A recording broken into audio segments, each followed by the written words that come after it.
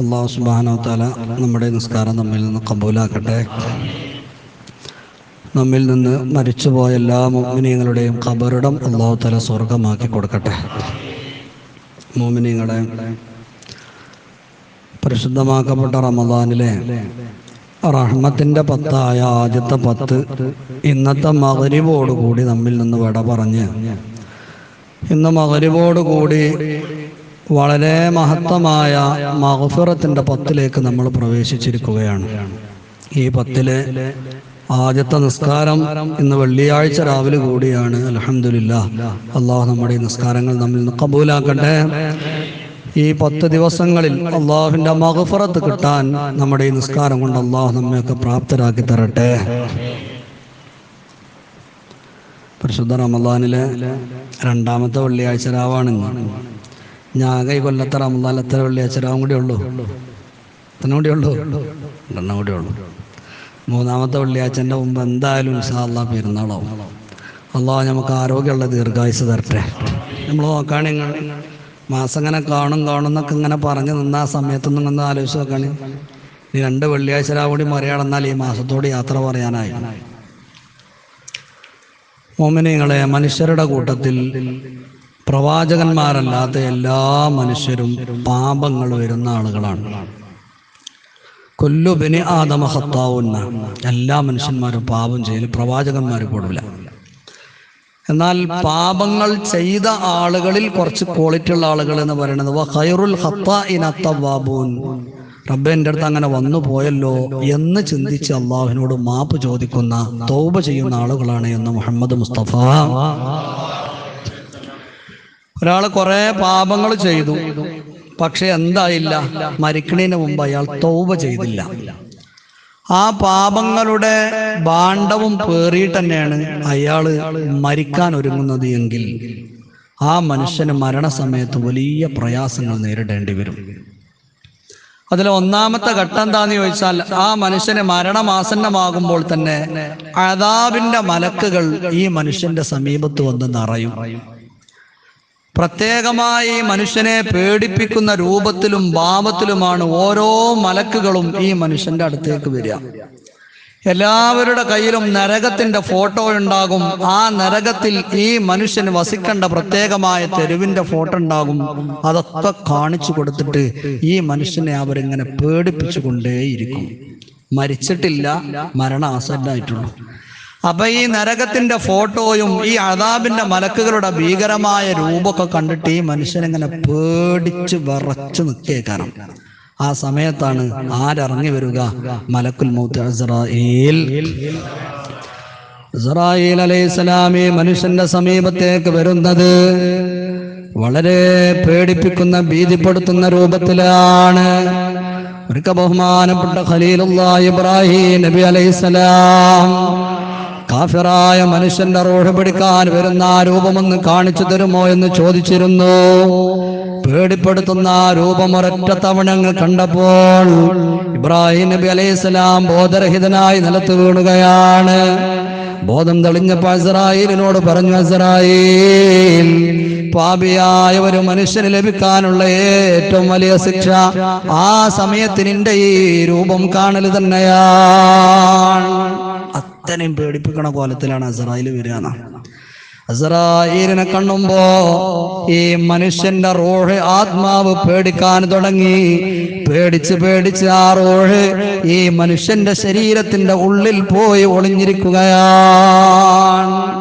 അസ്റായീൽ അത്ര അങ്ങോട്ട് വലിച്ചു പിടിക്കാൻ ശ്രമിച്ചാലും റൂഹ് പുറത്തേക്ക് വരില്ല. പേടിച്ചിട്ട് ഉള്ളിൽ തന്നെ വലിഞ്ഞ് ഒളിഞ്ഞിരിക്കുന്ന.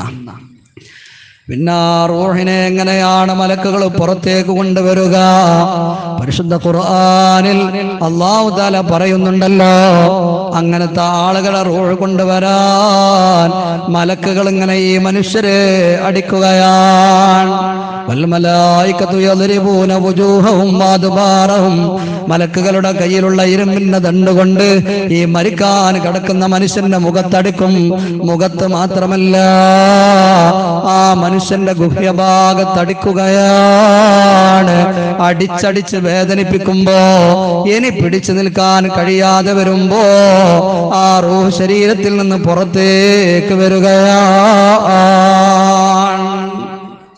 അപ്പണ്ട് അസ്രായിൽ അലൈഹിസ്സലാമിനൊരു വലിക്കൽ ആ റൂഹ്. ആ വേദന ഈ മനുഷ്യന്റെ ശരീരത്തിൽ നിന്ന് വർഷങ്ങൾ കഴിഞ്ഞാലും വിട്ടുപോകില്ല. ബഹുമാനപ്പെട്ട ഈസാ നബി അലൈഹി സ്വലാത്തു വസ്സലാമിന് അള്ളാഹു മരിച്ച ആളുകളെ ജീവിപ്പിക്കാനുള്ള കഴിവ് കൊടുത്തിട്ടുണ്ട്. പക്ഷെ ഇത് ഖുർആൻ പറഞ്ഞിട്ടുണ്ട് ആ കഥകൾ. ഒരിക്കൽ ഒരു മയ്യത്തിനെ ജീവിപ്പിച്ചു. ആ മയ്യത്തിനോട് മരണത്തിന്റെ കഥകൾ ചോദിച്ചപ്പോൾ ആ മയ്യത്ത് പറഞ്ഞത്, 100 വർഷം മുമ്പ് ഞാൻ മരിച്ചതാണ്, ഇപ്പോഴും ആ മരണസമയത്ത് ഞാൻ അനുഭവിച്ച വേദന എന്നിൽ നിന്ന് വിട്ടുപോയിട്ടില്ല. മരിച്ച മയ്യത്തായി 100 കൊല്ലം കഴിഞ്ഞിട്ട് പറഞ്ഞ വർത്താനാണ്. അത്രയും ശക്തമായിട്ടാണ് അസ്രായിൽ അലൈഹിസ്സലാം മനുഷ്യന്റെ റൂഹണ് വലിച്ചൂരാന്ന്. ആ റൂഹ് ശരീരത്തിൽ നിന്ന് വലിച്ചൂരുമ്പോ അദാബിന്റെ മലക്കുകൾ നരകത്തിൽ നിന്ന് കൊണ്ടുവന്ന ഒരു ചീഞ്ഞു നാറുന്ന കരിമ്പടമുണ്ട്. ആ കരിമ്പടത്തിലേക്ക് വേഗം ഈ റൂഹിനങ്ങ് പൊതിയുകയാണ്. അപ്പോഴേക്കും അതിൽ നിന്ന് ദുർഗന്ധം അടിച്ചു വീശാൻ തുടങ്ങും അന്തരീക്ഷം മുഴുവനും. ഈ അദാബിന്റെ മലക്കുകൾ ഇങ്ങനെ റൂഹുമായിട്ട് മുകളിലേക്ക് ചെല്ലുമ്പോഴേ ആകാശവാസികളായ മലക്കുകൾ വിളിച്ചു ചോദിക്കുകയാണ്,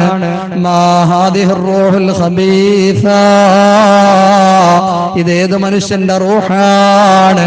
വല്ലാത്ത ദുർഗന്ധം ആകാശലോകത്തേക്ക് വരെ വരുന്നുണ്ടല്ലോ.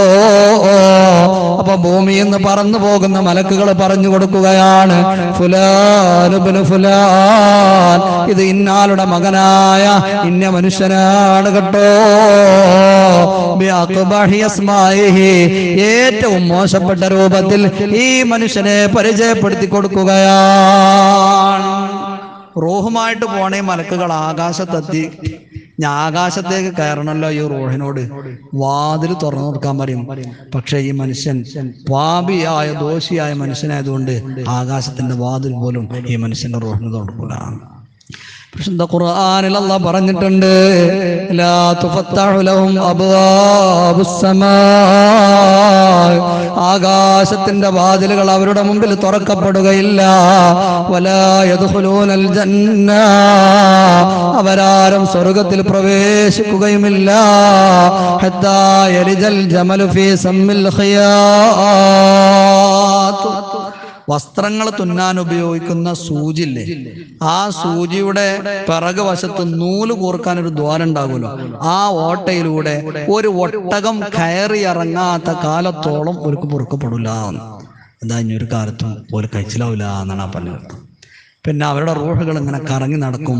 അവസാനം ഭൂമിയുടെ താഴ്ഭാഗത്ത് സിജ്ജീന് എന്ന് പറഞ്ഞിട്ട് പാപികളായ ആളുകളെ റൂഹ് സൂക്ഷിക്കുന്ന ഒരു കേന്ദ്രമുണ്ട്. അവിടേക്കാണ് പിന്നെ ഇവരെ റൂഹിനെ കൊണ്ടുപോയി തള്ളാണ്. നേരെ മറ്റേ സ്വാലിഹായ മനുഷ്യന്റെ അർവാഹുകളാണെങ്കിൽ 7-ാം ആകാശത്തിന്റെ അപ്പുറത്ത് ഇല്ലിയീൻ എന്ന് പറഞ്ഞ പ്രത്യേകമായ കേന്ദ്രമുണ്ട്, അവിടേക്കാണ് കൊണ്ടുപോകാന്ന്. അള്ളാഹു നമ്മളൊക്കെ റൂഹുകൾ ഇല്ലിയീനിലേക്ക് എത്തിച്ചേർട്ടെ. മരിക്കണ സമയത്ത് ഈ അടങ്ങേറുള്ള മരണം അള്ളാഹു നമ്മളൊക്കെ സംരക്ഷിക്കുമാറാവട്ടെ. എൻ്റെ പ്രിയപ്പെട്ട മുഅ്മിനീങ്ങളെ, പരിശുദ്ധ റമളാനിലെ 11ാമത്തെ രാത്രിയിലെ തറാവീഹ് അല്ലേ നമ്മൾ നിസ്കരിച്ചത്. അല്ലാഹുവേ, ഞങ്ങളുടെ നിസ്കാരം നീ കബൂലാക്കണേ അല്ലാഹ്. റമളാനിലെ 11ാമത്തെ രാവിലെ ഒരാൾ തറാവീഹ് നിസ്കരിക്കുമ്പോ ആ മനുഷ്യന് നൽകപ്പെടുന്ന മഹത്വം എന്താണെന്നറിയുമോ?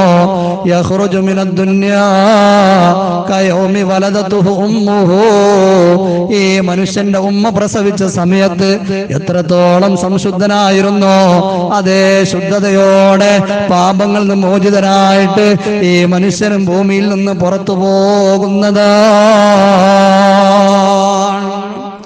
മഗ്ഫിറത്തിന്റെ ആദ്യ രാത്രിയാണെന്ന്.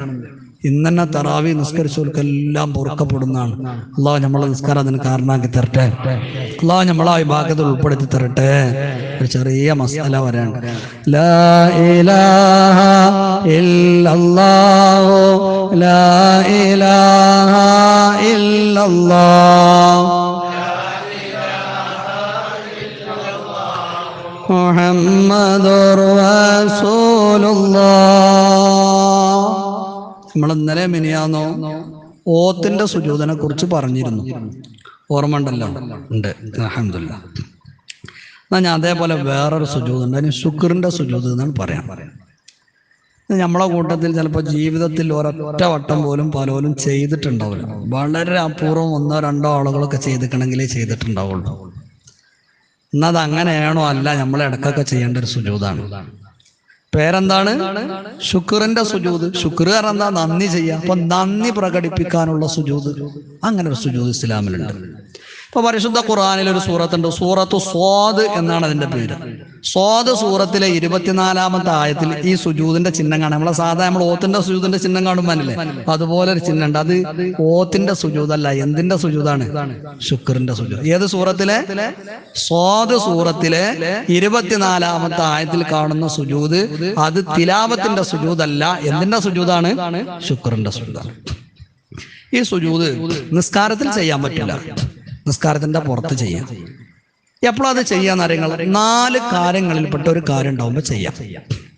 ഒന്നാമത്തതിൽ ഹുജൂമിന് എഴുമത്തിന്, ഒരാൾക്ക് എന്തോ ഒരു അനുഗ്രഹം കിട്ടി, ഓനൊരു ജോലി തിരഞ്ഞെടുക്കൽ തുടങ്ങിയിട്ട് കുറേ ആയിനു, ഇന്നും എനിക്ക് നല്ലൊരു ജോലിയാണ് ശരിയായി. ഒരാളൊരു വാഹനം ഇങ്ങനെ അന്വേഷിച്ച് നടക്കൽ തുടങ്ങി കുറേ ആയിനു, ഓനക്ക് പറ്റിയൊരു വാഹനം കിട്ടി. ഒരാളൊരു ഭൂമി തെരഞ്ഞെടുക്കൽ തുടങ്ങിയിട്ട് കുറെ അയക്കണേ, ഓനക്ക് പറ്റിയ ഓൻ കരുതിയ വിലക്ക് ഒരു 5 സെന്റ് ഭൂമി കിട്ടി.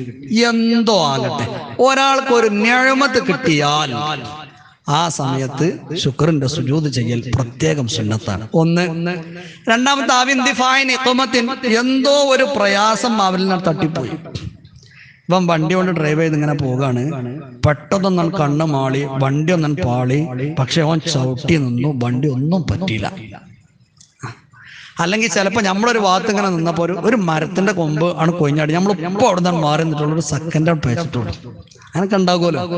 വിപത്തുകളിൽ നിന്ന് അപ്രതീക്ഷിതമായ ഒരു രക്ഷപ്പെടൽ, അല്ലെങ്കിൽ നമ്മൾ പ്രതീക്ഷിച്ച വല്ല ഒരു നിഅമത്ത്, ഒരു അനുഗ്രഹം നമുക്ക് കരസ്ഥമാകുക. 2 സമയം.